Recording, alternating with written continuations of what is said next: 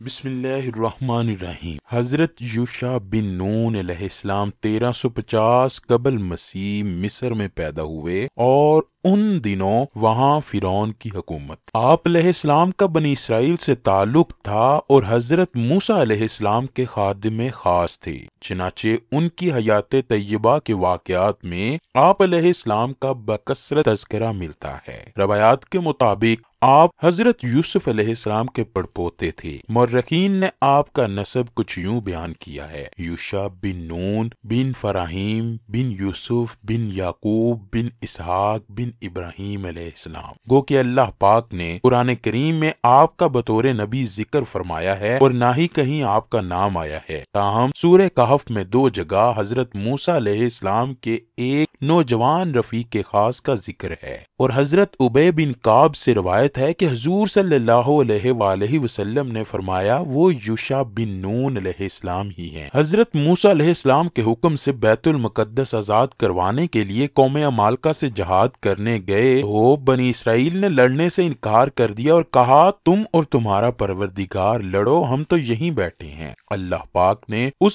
سرکشی پر انہیں صحرائے طے میں قید کر دیا، جہاں وہ 40 سال تک بھٹکتے رہے۔ حضرت موسیٰ علیہ السلام، حضرت ہارون علیہ السلام اور حضرت یوشع بن نون بھی ان کے ساتھ تھے۔ بنی اسرائیل کے وہ تمام لوگ جنہوں نے جہاد سے انکار کیا تھا اس طویل عرصے میں مر کھپ گئے۔ ایک دن اللہ پاک نے حضرت موسیٰ علیہ السلام کو حکم دیا کہ بنی اسرائیل کے 12 قبائل میں سے ہر قبیلے کا ایک نقیب مقرر کر دیں اور انہیں اپنے قبیلے کی قیادت و رہنمائی، جہاد کی تربیت اور دیگر معاملات کی ذمہ داریاں دے دیں۔ دراصل یہ ساری تیاریاں قوم عمالقہ سے جہاد کے لیے تھیں۔ قرآن کریم میں ارشاد باری تعالیٰ ہے اور اللہ نے بنی اسرائیل سے عہد لیا اور انہی میں 12 سردار بنائے، اور اللہ نے فرمایا میں تمہارے ساتھ ہوں، اگر تم نماز قائم کرو، زکوٰۃ ادا کرو، میرے رسولوں پر ایمان لاؤ، ان کی توقیر کرو، اللہ کو قرضہ حسنہ دو، تو میں تم سے تمہاری برائیوں کو دور کر دوں گا اور تم کو ایسے باغات میں داخل کروں گا جن کے نیچے نہریں بہتی ہوں گی۔ بس جس نے تم میں سے اس کے بعد کفر کیا تو بے شک وہ سیدھے راستے سے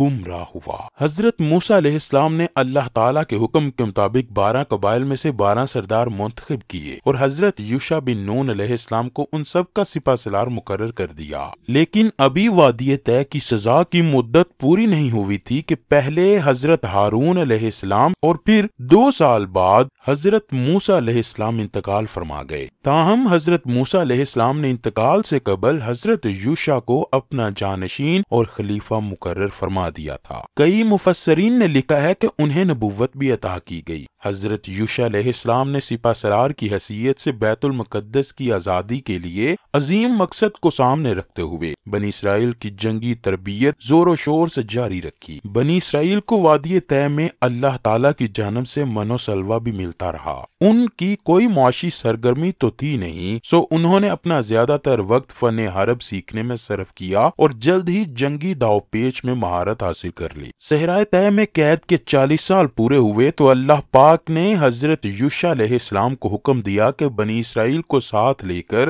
ارض مقدس کی جانب جاؤ اور قوم عمالقہ اور دیگر سے جہاد کر کے اپنے آباء و اجداد کی سرزمین آزاد کرواؤ۔ بنی اسرائیل کی نئی نسل کو اپنے بڑوں کے جہاد سے انکار کی غلطی اور اس کی پاداش میں قید کا احساس تھا۔ پھر بیت المقدس تو ان کا اپنا وطن تھا، لہٰذا وہ خوشی خوشی جہاد کے لیے تیار ہو گئے۔ جس وقت حضرت یعقوب علیہ السلام اپنے 11 بچوں کے ساتھ کنعان سے ہجرت کر کے حضرت یوسف علیہ السلام کے پاس مصر جا رہے تھے تو اس وقت ان کے ساتھ خاندان کے صرف 70 افراد تھے، لیکن اب بنی اسرائیل لاکھوں کی تعداد میں حضرت یوسف علیہ السلام کے پڑپوتے حضرت یوشع علیہ السلام کی قیادت میں اپنے آباء و اجداد کی سرزمین مشرک اقوام سے آزاد کروانے جا رہے تھے۔ حضرت یوشع علیہ السلام بنی اسرائیل کو لے کر وادی طے سے نکلے۔ اس وقت آپ کے ساتھ بنی اسرائیل کے 12 قبائل کے 6 لاکھ سے زیادہ افراد تھے۔ حضرت یوشع علیہ السلام نے ان سب کے ساتھ نہر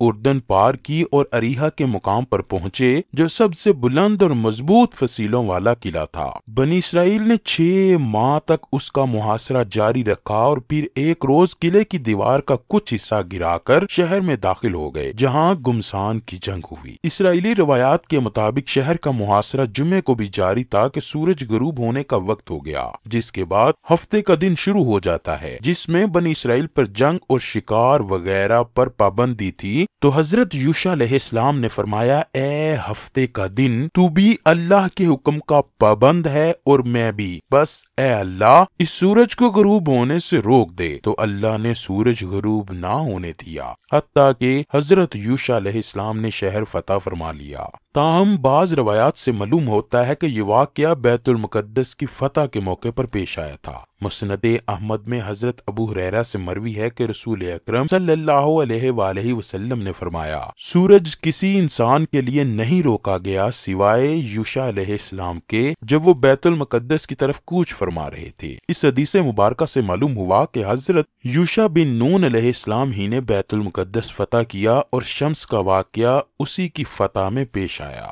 حضرت یوشع علیہ السلام بنی اسرائیل کو لے کر سب سے پہلے ارض کنعان کے پہلے شہر اریحا کی جانب بڑھے اور طویل محاصرے اور جنگ کے بعد قوم عمالقہ کو شکست دی۔ اس کے بعد کنعان کے دوسرے شہروں کو فتح کرتے ہوئے ارض فلسطین میں داخل ہوئے۔ اس طرح اللہ پاک نے اپنا وعدہ پورا کرتے ہوئے کنعان، فلسطین اور شام تک کا پورا علاقہ بنی اسرائیل کے حوالے کر دیا۔ علامہ ابن کثیر نے لکھا ہے کہ اس جنگ میں بے شمار مال و دولت ہاتھ آیا، 12,000 مردوں اور عورتوں کو تہتے کیا گیا۔ بہت سے بادشاہوں سے جنگ چھڑی۔ کہا جاتا ہے کہ حضرت یوشع علیہ السلام نے شام کے 31 بادشاہوں پر غلبہ پایا تھا۔ اللہ پاک نے حضرت یوشع علیہ السلام کی قیادت میں بنی اسرائیل کو زبردست فتح سے ہمکنار کیا اور انہیں ارض مقدس سمیت ان کے آبائی وطن کا مالک بنا دیا۔ اس موقع پر اللہ نے انہیں حکم دیا کہ جب شہر میں داخل ہوں تو مغرور، متکبر اور سرکش لوگوں کی طرح داخل نہ ہوں، بلکہ نہایت عاجزی و انکساری کے ساتھ سر جھکا کر رکوع کی حالت میں توبہ استغفار کرتے ہوئے داخل ہوں اور اپنی زبانوں پر یہ ورد جاری رکھیں کہ اے اللہ ہمیں بخش دے، پھر ہم تمہارے گناہ معاف کر دیں گے، اور جو لوگ نیکیاں کریں گے انہیں اپنی نعمتوں سے مزید نوازیں گے، اور سجدہ شکر بجا لینا، اللہ تمہارے لیے مزید آسانیاں پیدا فرمائے گا۔ سورہ بقرہ میں اللہ کریم فرماتا ہے، اور جب ہم نے کہا کہ اس بستی میں داخل ہو جاؤ اور اس میں جہاں سے چاہو خوب کھاؤ پیو اور دروازے میں سجدہ کرتے ہوئے داخل ہونا،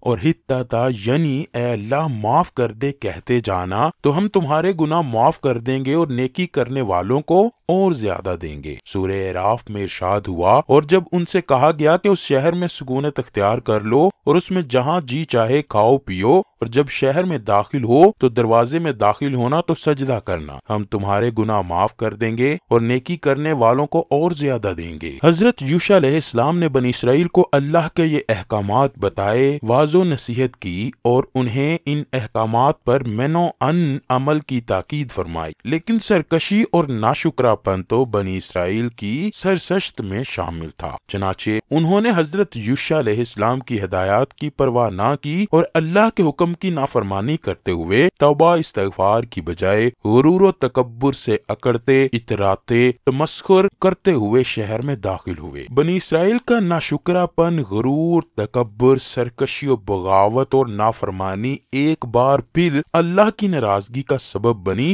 اور ان پر عذاب نازل کیا گیا۔